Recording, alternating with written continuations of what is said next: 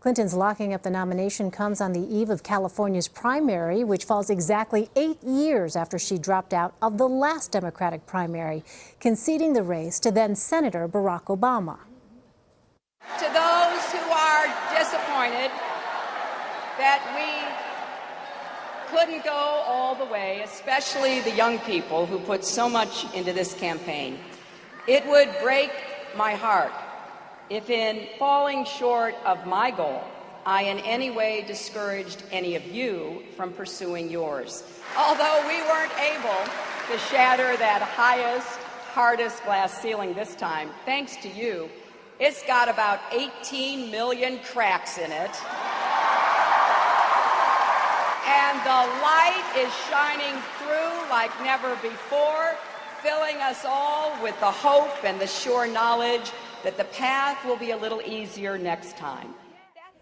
And Bob Schieffer is here with me, of course, our former chief Washington correspondent and former moderator of Face the Nation. Bob, so much to talk about. Let's start with Hillary Clinton. She's, of course, in a much different position now than she was back in 2008. I want to ask the same thing that I asked Nancy Cordes, and that is, what are you expecting from President Obama after Tuesday?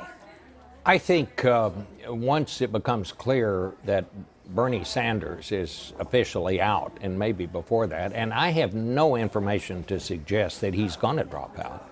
I think President Obama will come out strongly for Senator Clinton. I would just like to also say, Elaine, I saw that speech when Hillary Clinton made it, and I remember all of us at the time were saying it may have been the best speech that she had made during the entire campaign. And it's so interesting watching politics over the years. Sometimes the concession speeches turn out to be the memorable speeches because somehow it's all over.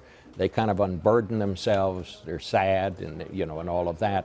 But that was a very good speech. I think a lot of this campaign that we've been seeing, people were hoping that she would come up with a speech like that. Yeah. And let me ask you this. Hillary Clinton is not going to need California's delegates to clinch the nomination. So why does California matter, you think? Well, I think just the perception of it. I mean, so many people wonder how is it that she has not been able to basically get rid of this guy who had never sought office as a Democrat, who was a socialist. And by all of the conventional political rules, she should have rolled over him early on. But he just, it was like gum sticking on your shoe. I mean, he couldn't get him off. That gum's he not just going kept anywhere. on keeping going. And what was very interesting and what has been interesting about his campaign is how a 74-year-old guy, now to me that's not old, but a 74-year-old guy could stir up so much enthusiasm amongst young people. And it's going to be a problem for her in California.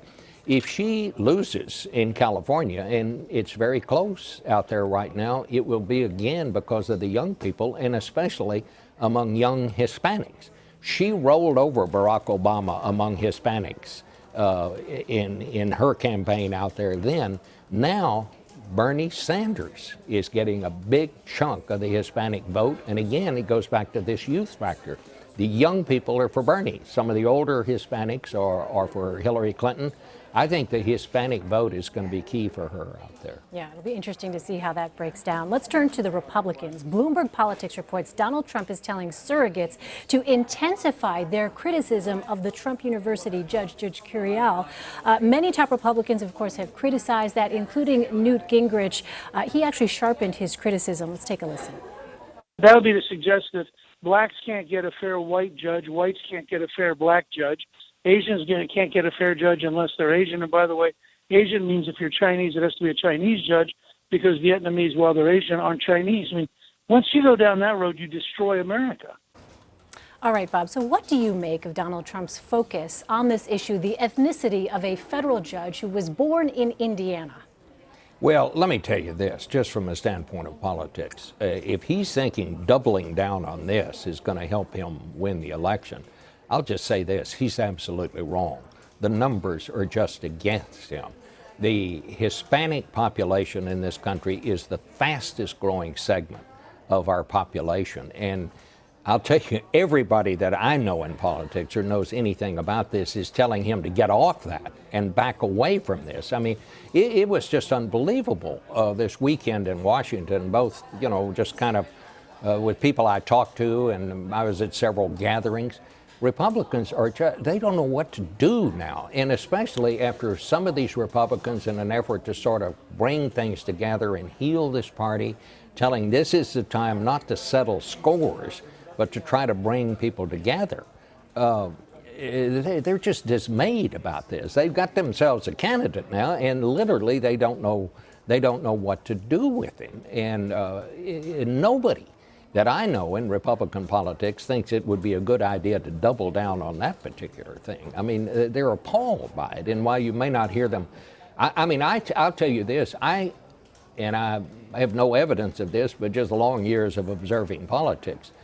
If that in fact is what he is doing, telling his people to double down on criticism of that Hispanic judge, you will hear some people who have already endorsed him say, just a minute, I'm going to have to take that back. I mean, you think some people will pull their endorsements back because of this? I don't have the particular names now, but I know that, you know, Mitch McConnell said he was going to vote for him, you know.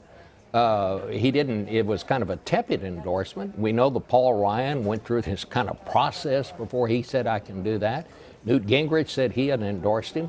They all spent the weekend on the Sunday shows and talking to reporters saying, no, I want no part of this. This is not me. This is not the Republican Party.